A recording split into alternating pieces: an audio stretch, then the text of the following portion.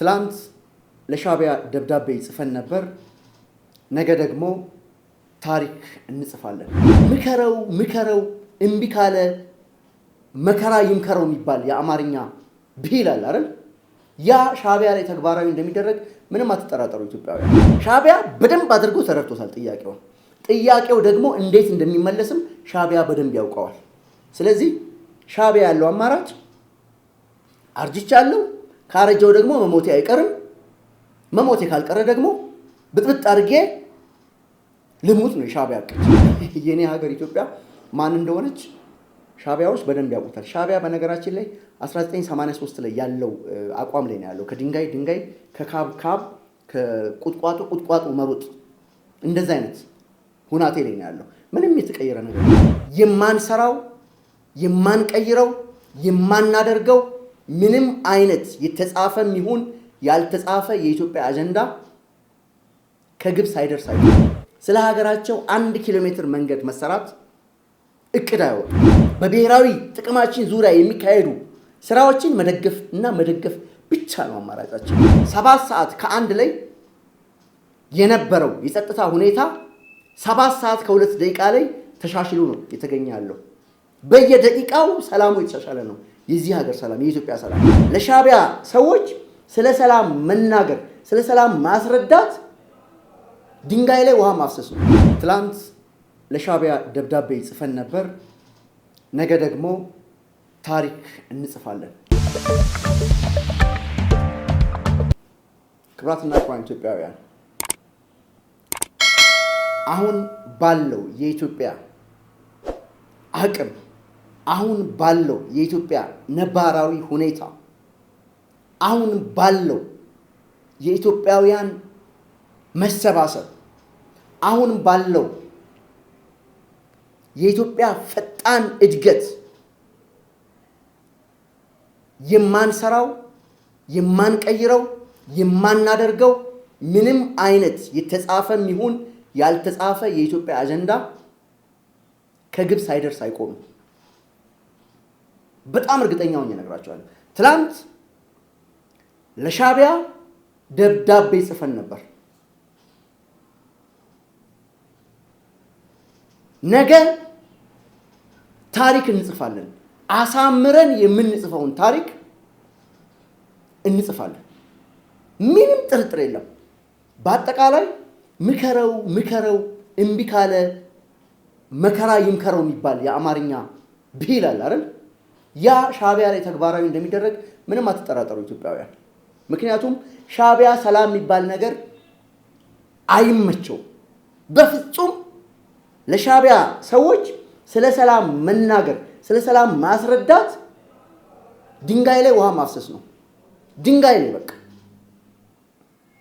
ሻቢያ የሚባለው ህግደፍ የሚባለው ተቋም የአሸባሪ ስብስብ የተቋቋመው እኮ ኢትዮጵያ የምትባል ሀገር መውጫ መግቢያ እንዳይኖራት ኢትዮጵያ ህዝብ ታፍኖ እንዲገነፍልና ኢትዮጵያ የምትባል ሀገር እንድትበተን ተብሎ የተሰራ ነው እንጂ የራሱን የሆነ ሀገር ህዝብ ለማበልጸግ ሀገር የሚባል ቅርጽ ለመስራት የተሰባሰበ ቡድን እንዳልሆነ ሻቢያ ባለፉት ስልጣን በያዘባቸው ዘመናት ሁሉ አሳይቷል።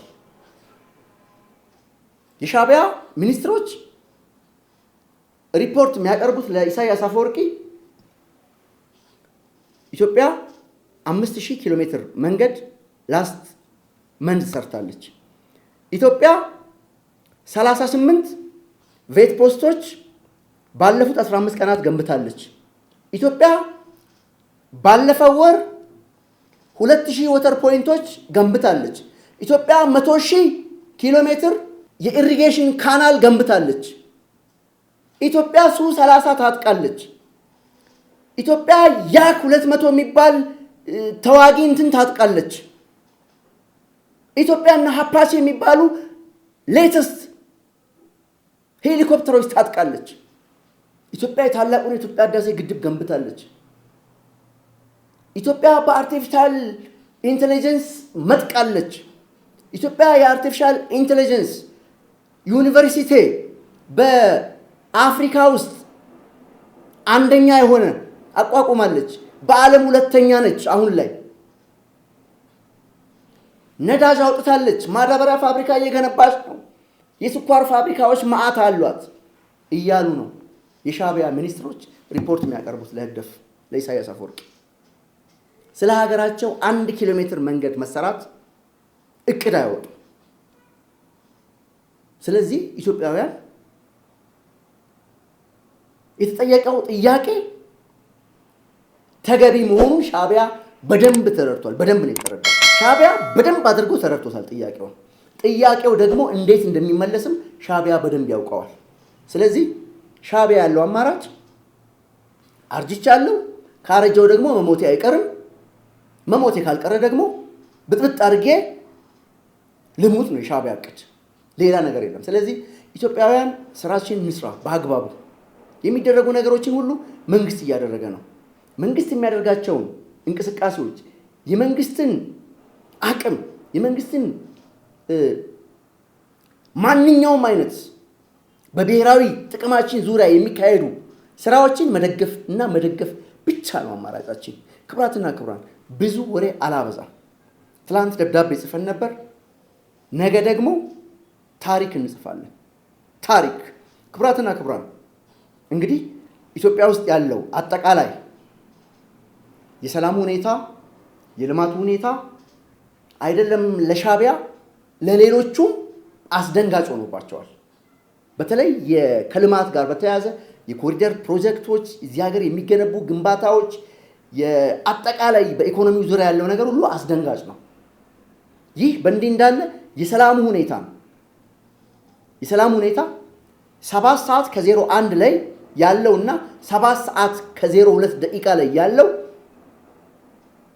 የሰላም ሁኔታ የተለያየ ነው። 7 ሰዓት ከ1 ላይ የነበረው የጸጥታ ሁኔታ 7 ሰዓት ከ2 ደቂቃ ላይ ተሻሽሎ ነው የተገኘ ያለው።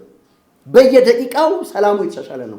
የዚህ ሀገር ሰላም፣ የኢትዮጵያ ሰላም ለምን ከተባለ ሻዕቢያ ለአንድና ለመጨረሻ ጊዜ እዚህ ሀገር ላይ ያሰማራቸው ወንበዴዎች ሁሉ ልክ ስለገቡ ማለት ነው።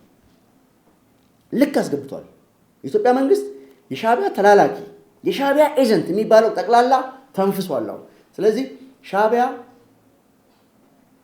ያለው አቅም ሻዕቢያ ማድረግ የሚችለው ነገር 30 ከዛ ዓመት ከ30 በላይ ዓመት ኢትዮጵያ ላይ የሰራቸው ውንብድናዎች ጠቅላላ ካሁን በኋላ እዚህ ሀገር ላይ አይካሄዱ። ይኸው ወንድሞቻችን በየዕለቱ ቅድም እንደነገርኳችሁ በየደቂቃው ልዩነት የሰላሙን አማራጭ የተቀበሉ እየመጡ ነው። ተሳስተን ነው፣ እኛ የሻዕቢያ ተላላኪ አይደለንም እያሉ ነው። እኛ የወያኔ ተላላኪ አይደለንም እያሉ ነው። ስለዚህ የሰላሙ ሁኔታ በአማራ ክልል ያለው በተለይ በጎጃም፣ በጎንደር፣ በወሎ፣ በሸዋ ያለው ታጣቂ ጠቅላላ ተሳስቶ የገባው ሁሉ እየመጣ ነው። የሰላም አማራጭ ተጠቅሞ እየመጣ ነው። በየአካባቢው ያለው የኢትዮጵያ መከላከያ ሰራዊት ጥምር ጦሩ ጠቅላላ አበባ ይዞ የተቀበላቸው ነው። ወንድሞቻችን ናቸው። ይመጣሉ፣ ለኢትዮጵያ ይኖራሉ፣ ለኢትዮጵያ ይሞታሉ። በቃ አለቀ። ስለዚህ የሻዕቢያ ጉዳይ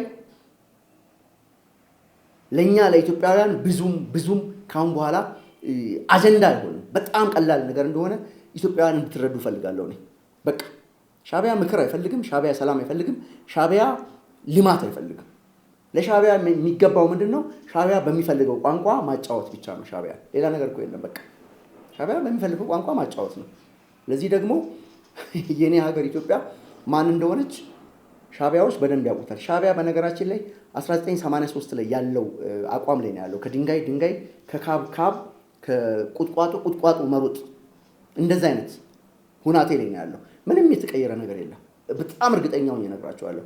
በሰማይና በምድር ሊወዳደሩ የማይችሉ ሁኔታዎች ነው ያሉት በሻዕቢያና በኢትዮጵያ መንግስት መካከል። ስለዚህ ኢትዮጵያውያን ታሪክ መጻፋችንን ነገ እንቀጥላለን። ዛሬ ደብዳቤ ነው የጻፍነው፣ ታሪክ ደግሞ እንጽፋለን። ታሪክ በዓለም ላይ አስደናቂ የሆነ ታሪክ እኛ ኢትዮጵያውያን እንጽፋለን። ዓለም ሁሉ ቁጭ ብሎ ቤቱ ይመለከተዋል የኢትዮጵያን ታሪክ።